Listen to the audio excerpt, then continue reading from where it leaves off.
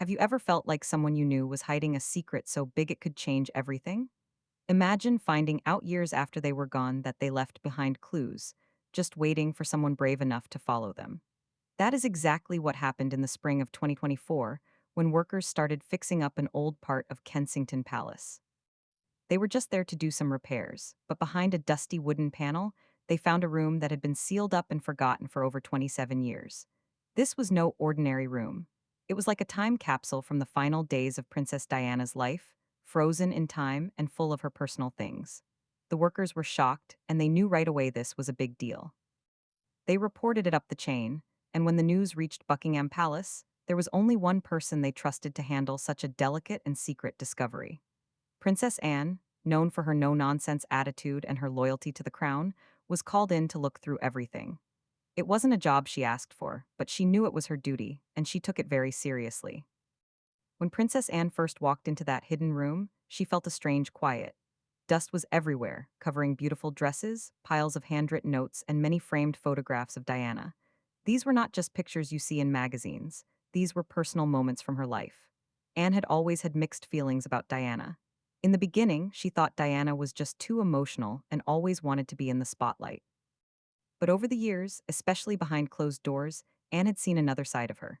She saw a mother who loved her sons with all her heart and a woman who was very dedicated to helping people. There were moments when Anne actually felt respect for her sister-in-law, even if she never said it out loud. Now, surrounded by all these personal belongings, Anne felt a knot in her stomach. She started going through the items, thousands of them, but one thing made her stop completely.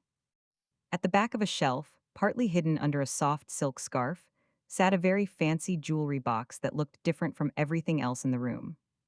The box was carved from dark, rich rosewood and decorated with beautiful pearls and sapphires. Even with all the dust on it, it seemed to glow with a special light. It was very old and looked very expensive, but there was something else about it that felt secret and private. Anne picked it up carefully. It was much heavier than she expected, as if it held more than just necklaces and rings. She turned it around in her hands, wearing white gloves to protect the old wood, and looked closely at every detail.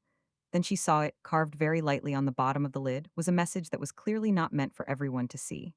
It said, "For those who dare seek truth, DS." When Anne read those initials, DS, she felt a cold shiver run down her back. Diana Spencer. Not Princess of Wales, but just herself, her own name. It was personal, and it was defiant, like a challenge to anyone who would find it. Anne looked around the room again, but now everything seemed different. This wasn't just a storage room full of old stuff. This was a message left behind on purpose. What truth was Diana talking about? Why would she hide such a strange message on a box of jewelry? Anne knew right then that this was not just some ordinary inheritance. This was a puzzle, a message from beyond the grave, and maybe even a warning. Whatever was inside was meant for someone who wasn't afraid to look past the surface and ask hard questions. Someone who, maybe too late, wished they had listened more carefully when Diana was still alive. Clutching the box tightly, Anne knew her life had just taken a very unexpected turn. She had to find out what was inside. Back in her own private quarters, Princess Anne placed the jewelry box on a soft velvet cloth and sat down to examine it more closely. She had polished the outside to make it shine, but she couldn't stop looking at the mysterious inscription. Those words, "for those who dare seek truth," kept repeating in her mind. Anne was not the kind of person who believed in drama or crazy stories. She was practical and grounded. But this message pulled at something deep inside her, a sense of duty, and maybe something else she wasn't ready to admit. She took a deep breath and opened the lid with steady hands. What she saw inside took her breath away. There were earrings made of rare red rubies, a bracelet with blue sapphires that sparkled like stars in the night sky, and a beautiful pendant with emeralds and diamonds that was cut so perfectly it seemed to have its own light. They were gorgeous, but as Anne looked more closely, she noticed something strange. On the back of each piece, there were tiny markings that didn't match any royal inventory list she had ever seen. She got a magnifying glass to look closer at these tiny symbols. Some of them looked like map coordinates, while others seemed to be reference numbers or important dates. One brooch had a number that looked just like an international bank account code. Anne's forehead wrinkled in confusion. These weren't just pretty keepsakes for remembering someone. They were clues, like a trail of breadcrumbs leading somewhere important. She turned her attention back to the box itself. Her fingers moved carefully over the grooves and panels, trying to understand how it was made. Then, maybe by accident or maybe because she was meant to find it, her thumb pressed against a raised spot near the bottom. There was a quiet click sound, and the bottom panel of the box shifted just a little bit. Anne stopped and held her breath, then gently slid the panel open. Inside this secret space was a second compartment. It wasn't very deep, but it was tightly packed with important things. There was a bundle of old letters, faded but still easy to read, tied together with a pale blue ribbon. They smelled faintly of lavender. Under the letters were some glossy photographs. In the pictures, Diana was clearly wearing a disguise, meeting with people Anne didn't recognize. The backgrounds were strange too, like cafes, underground parking garages, and private homes that didn't seem to fit the glamorous life of a princess. Tucked under the photos was a small silver key. Hanging from it was a tag that said, Zurich Deposit Box 837L. Anne stared at it, completely stunned. Her heart started to beat faster and heavier. She turned back to the letters and saw her own name written on the first envelope in Diana's handwriting. It said, to Anne. Please read if I am gone. The date written on the corner of the envelope made Anne's blood run cold. It was just 3 days before Diana's death in Paris. Anne sat down slowly, her hands shaking a little. She unfolded the first letter carefully. The ink was smudged in some places, as if it had been written in a hurry. Her eyes landed on the opening line, and she completely froze. And if you're reading this, then they succeeded in silencing me? The room seemed to spin around Anne for a moment. This was not sentimental talk. This was not a dramatic story. This was a direct warning from beyond the grave. Anne closed her eyes and took a few deep breaths to steady herself. Whatever truth Diana had uncovered, it was now in Anne's hands, and clearly, someone had gone to great lengths to make sure it stayed hidden forever. The letter trembled in her hands, but her eyes stayed focused as she continued reading. Diana's handwriting filled the pages. It was beautiful but urgent, with the letters leaning forward as if she was running out of time. Anne read on, and her breath caught in her throat as the tone of the letter changed from friendly to very serious. Diana started by remembering a charity event in 1995, the night she first realized something was very wrong. A children's foundation she had worked hard to support wasn't sending the money to the places it was supposed to go. When she quietly asked questions, people gave her confusing answers, showed her fake financial papers, and eventually made threats against her. The more she investigated, the more corruption she found. Anne turned the page and found a spreadsheet written in Diana's own hand. It had numbers, bank transfers, and accounts with no names attached. According to Diana's notes, money meant to help landmine survivors, children's hospitals, and women's shelters had been stolen and put into private accounts. Some belonged to rich business people. Even more upsetting, some had connections to people inside the royal household. Diana's voice in the letter became colder and more determined. She wrote about meeting with investigative journalists late at night, one from France and another from Switzerland, who were already finding signs of a much bigger conspiracy. She mentioned secret code names, drop-off points, and being followed. She had even started recording her phone calls and meetings, hiding the tapes in places she thought were safe. People who knew the truth had come to her in secret, scared for their lives, giving her documents and testimony. Anne leaned back in her chair, her heart pounding fast. She had never imagined Diana was capable of organizing something like this. For years, Anne had thought of her as just emotionally driven. Yes, she was kind, but she was also reckless. But this wasn't recklessness at all. This was strategy, careful and smart. This was a woman who knew there were dangerous people around her, and she was writing everything down because she knew they might come after her. In parts of the letter, Diana's tone softened, especially when she talked about her sons, William and Harry. I am not afraid to die, she had written, but I am afraid for them, of what they will be forced to inherit if this truth is buried with me. Anne blinked away tears she didn't expect to feel. She had been wrong about Diana. Her final months were not just about scandal or sadness. It had been a desperate mission to find the truth and protect her boys from the shadowy forces that were controlling the monarchy from the inside. As Anne reached the last page, her fingers stopped over a sentence underlined near the bottom. If you find this, Anne, then know I left behind a final insurance policy. Everything hidden in a Swiss bank vault. Anne looked again at the small key from the secret compartment. It suddenly felt much heavier. The truth Diana had died trying to reveal was not lost. It was waiting, buried deep in a bank, hidden by silence and secrets. And someone else besides Anne was probably looking for it too. With no time to waste, Princess Anne took a private jet to Zurich in the early morning fog. She traveled without any of the usual royal fanfare, without helpers, and without telling anyone her real reason for going. Even her security team didn't know the full truth.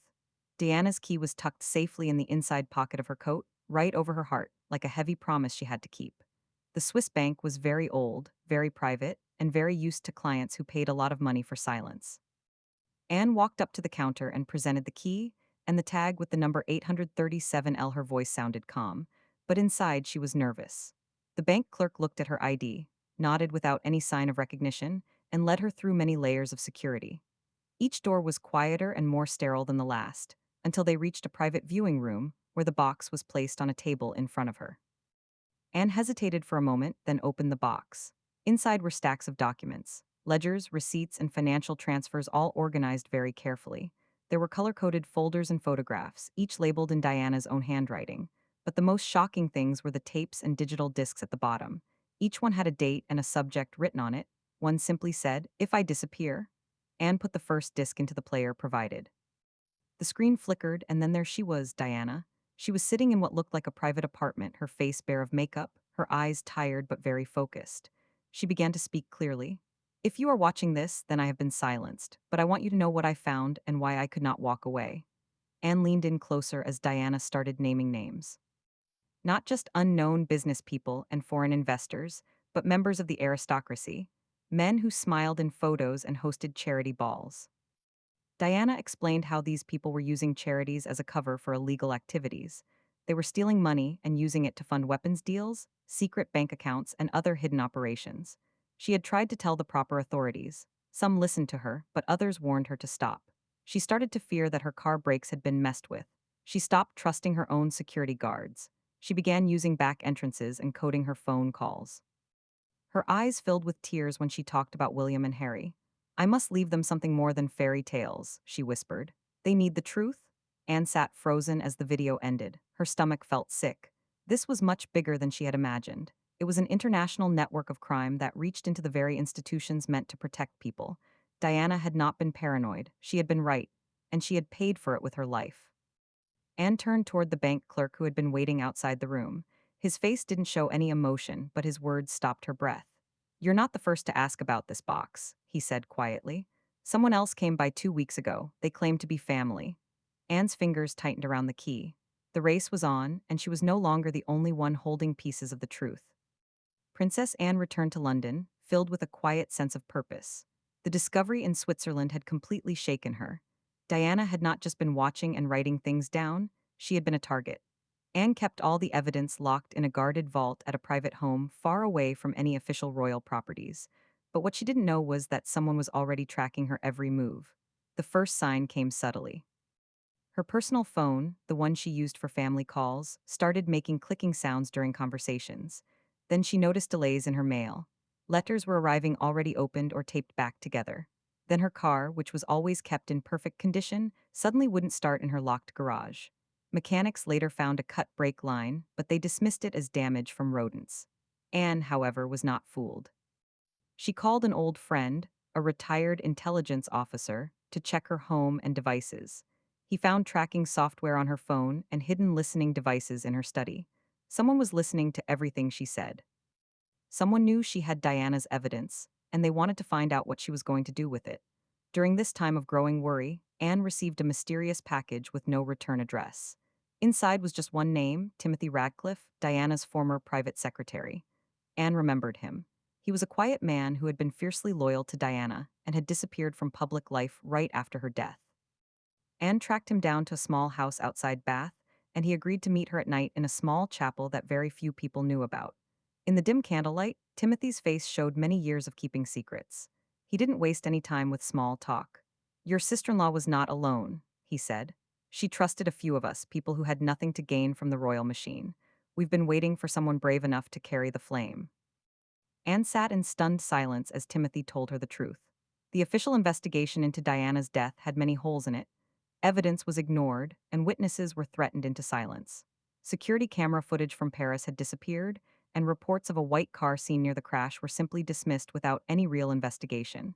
It was never meant to be solved, he said, just quietly closed and forgotten. The weight of this news pressed down on Anne's shoulders.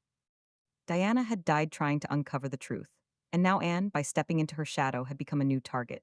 She returned home that evening to find a single envelope pushed under her door. The handwriting was strange and unfamiliar. The message was short and clear: "Stop digging or join her." Anne stared at the words, and her fingers trembled just a little. The threat was obvious, but what they didn't understand was that fear had never controlled her life. And now that she knew what Diana had died trying to reveal, turning back was simply not an option. The ghost of her sister-in-law was no longer whispering from the shadows. She was roaring from the grave, and Anne would not let her be silenced again. Days turned into nights as Princess Anne worked in secret, going through Diana's evidence like a scholar studying old sacred texts. The documents from Switzerland, the letters from Diana, and the quiet stories from old friends painted a very dark picture. Diana had not just stumbled into danger by accident. She had uncovered an international operation that used royal privilege as a cover, hiding behind charities and humanitarian work. Anne put together timelines, matched names with faces, and followed the money trails. The deeper she dug, the clearer the picture became. Diana's global work, her campaign against landmines, and her visits to war zones and refugee camps had accidentally placed her right in the middle of something much more sinister. Behind the photo opportunities and news coverage, shadowy figures had been using royal events as distractions to carry out illegal arms deals and move dirty money across borders. What hurt Anne the most was the betrayal. Diana had trusted some of these people. She had laughed with them at fancy dinners, talked about them in interviews, and defended them in the press. Yet some of them were part of the very machine that wanted to destroy her. Among the financial reports were transactions approved by people within the palace's inner circle. Anne checked and double-checked accounts, foundations, and travel records. One name kept showing up again and again. Someone whose public image was always perfect and clean, someone Anne had never suspected, a relative by blood. She felt sick to her stomach. Anne contacted Timothy Radcliffe again. Together, they went to see one of Diana's old friends from the Red Cross. After a lot of hesitation, this friend confirmed what Anne had started to fear. Diana had been about to release a joint report with a journalist just before she died. A report that would have accused not just powerful business people, but also members of the royal family and government contractors. That report never came out. The journalist was found dead just a few weeks after Diana from an apparent drug overdose. Another case that was quickly closed and forgotten. In the final stack of evidence, Anne found a hidden file with the label Operation Marionette. It contained letters between foreign security agents and a private security company that had been hired to watch and limit Diana's movements. The last page had a chilling note: ensure containment before Paris trip. Risk elevated. Anne felt like she couldn't breathe. She followed the clues further until she found the final piece, a grainy but real surveillance photo that had never been shown to the public. It showed the tunnel in Paris just moments before the crash. The famous white Fiat was there, but behind it was a second car, never identified, never mentioned in any report. Its license plate was traced back to a company linked to someone who worked for a royal staff member. Anne's hands shook. This was not just a theory, this was proof. The crash had not been an accident, it had been planned. And the people behind it were not only still alive, they were still powerful, still protected, and still watching Anne. She stood alone in her study, one hand resting on the photo. Diana had been hunted, and now the hunter's scent was fresh again. The study was completely silent, except for the quiet crackling of the fireplace. Princess Anne sat all alone, surrounded by the mountain of evidence spread out around her like pieces of a life she had once ignored. The image of Diana, smiling and beautiful, unaware that she was marked for danger, was pinned next to a group of important documents. Anne's eyes stayed on that picture, but this time she didn't see a royal figure or a dramatic personality. This time she saw a woman who had screamed for help without anyone listening. A single tear rolled down her cheek, surprising her. Anne was not known for showing emotions. She had lived her whole life with discipline, keeping her distance and always being in control. But tonight she broke down. She pressed her face into her hands and cried. Quiet, steady sobs for the sister-in-law she had not understood. For the young woman who had walked into the lion's den with only her heart and her strong beliefs as weapons. Anne remembered how she had dismissed Diana's fears as just drama, her intensity as immaturity. But now every letter, every video, and every whispered warning proved that Diana had been more aware, more brave, and more alone than anyone had ever realized. I should have seen it, Anne whispered to herself. I should have asked her. The guilt settled on her chest like a heavy weight. Diana had tried to raise the alarm and speak the truth, but the royal institution, the media, the palace, and Anne herself had all turned away. Diana was called difficult, unstable, and attention-seeking, but she hadn't been seeking attention. She had been trying to protect her children. Anne looked through one of Diana's final letters again. They will never stop until they own everything, Diana had written. Even William and Harry, they're not safe from the rot that grows behind these walls. I don't fear for myself anymore. I fear for what they'll become if no one tells them the truth. Anne held the paper close to her chest. The tears came again, hot and silent and healing. For all the grand ceremonies, all the crowns and duties and rules, this was what had been missed. A mother standing alone in the storm, shielding her children with her own body. Diana had never been the threat, she had been the shield. As Anne stood up to pull herself together, her phone buzzed. It was a secure line, she answered. "Ma'am," said Timothy Radcliffe's voice, sounding strained and urgent. "There's been movement." Anne felt a chill. Movement where? At Lambrook, Prince George's school. There was an attempt to get onto the grounds. Security stopped it, but it's not a coincidence. We believe the network is targeting the boys now, starting with William's children. You need to get to him right now. The line went dead. Anne stared at the phone, her heart pounding fast against her ribs. The danger had never really ended. It had just changed form, and now it was no longer just about the past. The same shadows that had silenced Diana were now reaching for her sons. This time, Anne would not stand back. She would fight. The moment the call ended, Princess Anne was already moving. There was no time to go through normal security channels. Too many people had already been compromised. She only contacted people she trusted completely, starting with a retired MI5 director who had once owed Diana a favor. Within the hour, a secret protection team was sent to Lambrook, where Prince George was in class. Another team was sent to watch Prince Harry's location in the United States. They all knew they were running out of time. Anne left Kensington Palace under the cover of darkness. Her route was hidden and her communications were scrambled to keep anyone from tracking her. With her, she carried flash drives, original documents, and backup copies of everything.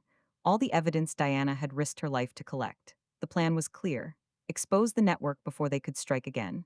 But Anne knew they wouldn't go down easily. They had survived too long in the shadows to let the truth win without a fight. As MI5 started connecting the dots between foreign bank accounts and high ranking officials, Anne did something she never imagined she would have to do. She confronted members of her own family. In a private room at Clarence's house, she stood before two senior royals, both of whom were named in Diana's hidden reports. Their faces showed nothing. They were wearing masks of polite calm. "You knew what she was uncovering," Anne said in a cold voice. "And you let it happen." One of them shifted uncomfortably. These were complexities far beyond one woman's understanding.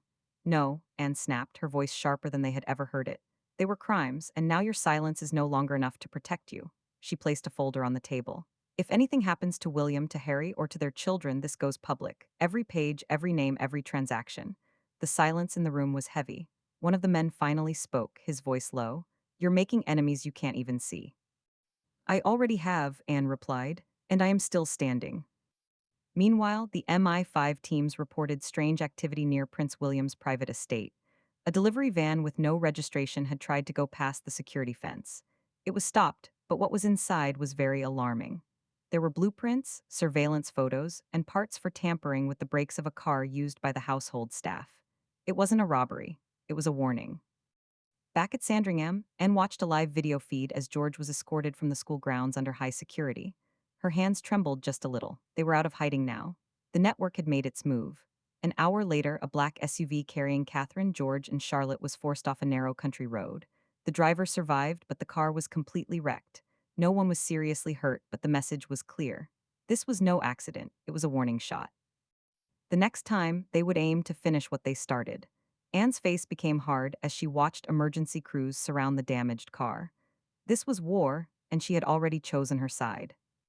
The morning after the attack, Princess Anne stood at a podium in a secure room with the world's press watching in tense silence.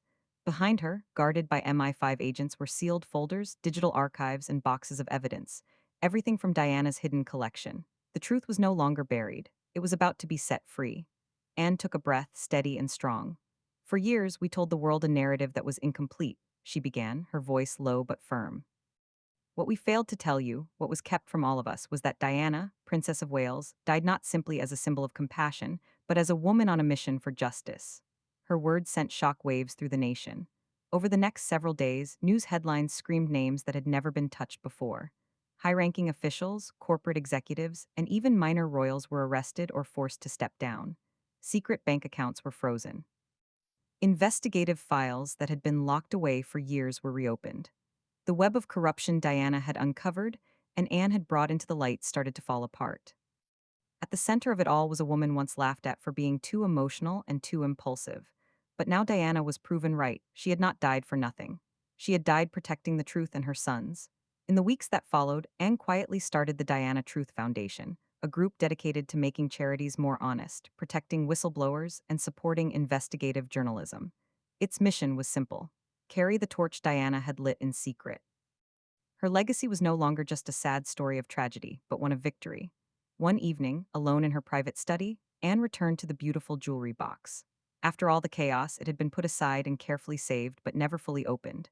Her fingers ran over the soft velvet lining until they found a small groove. Another click and a panel lifted. Inside was a small cassette tape in an envelope that said, "For William and Harry, only if the world finally hears me." Anne's breath caught. She held the tape for a moment, then put it in an old player and pressed play. Diana's voice filled the room, soft but steady. "My dear boys, if this message finds you, then I know you've heard the truth. Not just about what happened to me, but about who you truly are. Not symbols, not heirs, but hearts that can change this world. Don't carry fear, carry courage. That's what I tried to do. That's what I hope you'll keep doing for yourselves and for those who never had a voice." Tears filled Anne's eyes once more. Diana's final gift was not just the truth, it was love, timeless, unshaken, and victorious. Princess Diana's final mission was never about fame or attention. It was about protecting the truth and keeping her son safe from a legacy of silence. Through Princess Anne's hard work and determination to find justice, the truth has finally been heard. What was once hidden under jewels and secrets is now part of history's reckoning. Diana was not just a princess. She was a brave truth teller, a protector, and a mother who never stopped fighting for what was right.